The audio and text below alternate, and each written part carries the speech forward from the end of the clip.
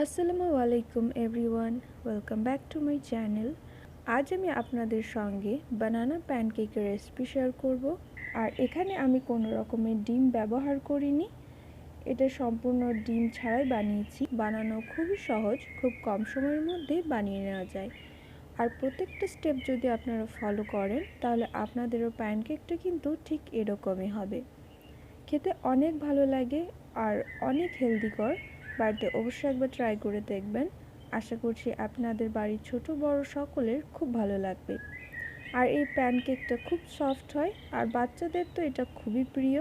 তাহলে চলুন শুরু করি আজকের রেসিপি।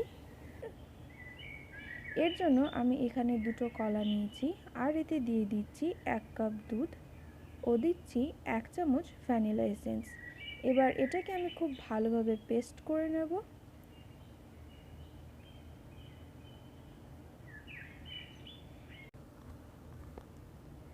এরপর আমি একটা মিক্সিং বোলে দিয়ে দিচ্ছি 1 কাপ ময়দা, 1 চামচ মধু,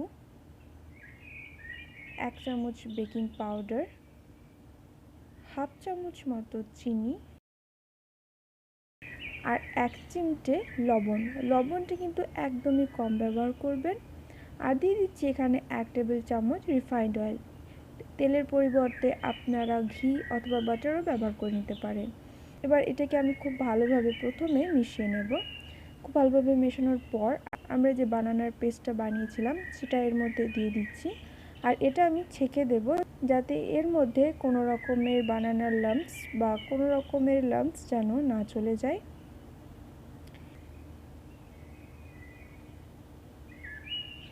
এখানে যেহেতু আমি ডিম ব্যবহার করিনি তাই এখানে আমি কলাটা অ্যাড করেছি। ডিমের পরিবর্তে যদি আপনারা কলা ব্যবহার করেন তাহলে ডিমের যে শূন্যতা সেটা কিন্তু কলা পূরণ করে দেয় আর খুব সুন্দর একটা টেস্ট নিয়ে আসে। দেখুন সব উপকরণগুলিকে আমি ভালোভাবে মিশিয়ে নিয়েছি। আপনাদের যদি ব্যাটারটা একটু ঘন হয়ে যায় তাহলে আরও কিছুটা দুধ মিশিয়ে দেবেন, কিন্তু ব্যাটারটা ঠিক এরকম বানাতে হবে, না খুব পাতলা না খুব ঘন। আপনারা দেখেই বুঝতে পারছেন আমি ঘনত্বটা এখানে কতটা রেখেছি। এবার এখানে আমি একটা গ্যাসের চুলায় প্যান বসিয়েছি। প্যানে কোনো রকম তেল দেওয়ার প্রয়োজন নেই। প্যানটা খুব ভালোভাবে গরম হয়ে গেলে এখানে আমি ব্যাটারটা অল্প পরিমাণে দিয়ে দিচ্ছি। হাফ চামচ মতো ব্যাটার দিচ্ছি। খুব বেশি ব্যাটারটা দিলে কিন্তু প্যানকেকগুলো পরিমাণে খুব বড় হয়। আর এখানে মিডিলে এভাবে দিলেই ওটা আস্তে আস্তে নিজের শেপ নিয়ে নেয়। এখানে গ্যাসের ফ্লেমটা লো করে নিয়েছি আর লো ফ্লেমেই আমি প্যানকেকগুলো এভাবে একটু সময় নিয়ে বানিয়ে নেব। একটু পরই যখন দেখবেন ওপরটা এভাবে ছিদ্র ছিদ্র হয়ে যাচ্ছে আর উপরে ব্যাটারটা দেখলেই বুঝতে পারবেন যে কাঁচা ভাবটা চলে গিয়েছে, তখন প্যানকেকটা এভাবে উল্টে নেব। আর এখানে বলি, এই যে আপনারা ফুটো ফুটো টাইপের ছিদ্রটা হচ্ছে, এটা যদি না হয় তাহলে বুঝবেন ব্যাটারটা কিন্তু পারফেক্ট হয়নি। ব্যাটারটা আপনাদের একটু ঘন হয়ে গিয়েছে, তাই একটু দুধ দিয়ে আবার ব্যাটারটা একটু পাতলা করে নেবেন। এভাবেই কিন্তু আমি সবগুলো করে নিচ্ছি।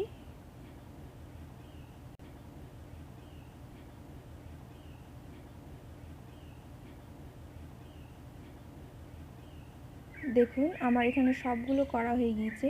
আমি একটু গার্নিশের জন্য ওপরে বাটার দিয়ে দিচ্ছি আর কিছুটা মধু দিয়ে দিলাম। খেতে একটু মিষ্টি হয় আর অনেক নরম তুলতুলে হয়ে থাকে। বাচ্চাদের তো খুবই প্রিয়। বাড়িতে অবশ্যই একবার ট্রাই করে দেখবেন। আশা করছি আপনাদের বাড়ির ছোট বড় সকলের খুব ভালো লাগবে। রেসিপি নিয়ে কোনো রকম প্রশ্ন থাকলে আমাকে কমেন্ট করে জানাবেন। আর রেসিপিটি ভালো লাগলে আমাকে কমেন্ট করে কিন্তু অবশ্যই জানাবেন। ভিডিওটি শেষ পর্যন্ত দেখার জন্য অসংখ্য ধন্যবাদ। অনেক অনেক ভালো থাকবেন, সুস্থ থাকবেন। আল্লাহ হাফেজ।